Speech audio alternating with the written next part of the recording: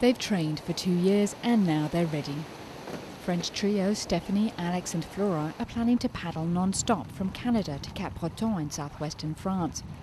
They'll relay each other every 2 hours, day and night, for the 5,000-kilometre crossing. The aim, to set a new world record. It's the first time in the world that 3 women, 3 people are attempting to relay across an ocean. The current world record distance is about 500 kilometers. A catamaran will accompany them along the way. It's somewhere to sleep and eat and provides 24-hour security if anything goes awry. Because even for an award-winning team with international titles to their names, the journey is bound to be tough. The first 500, 600 kilometers will be very difficult because the water will only be 7 degrees. We're going to run into fog, which means the accompanying boat could lose sight of us. And then there's our physical condition and the risks of injuries like tendinitis or skin problems that are common when you paddle.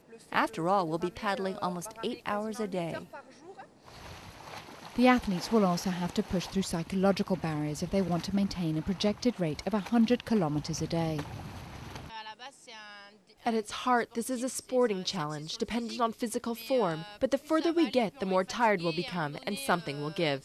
It's got to when you're paddling so much every day, and it's at that point that mental strength really takes over, and in the end, it'll all come down to that. There's also a scientific point to the journey. The trio will collect plankton along the way for climate change research, and a medical team will study the impact on their bodies. Stephanie, Alex and Flora plan to kick off from Nova Scotia in Canada in the last week of June and hope to arrive back in France in mid-August.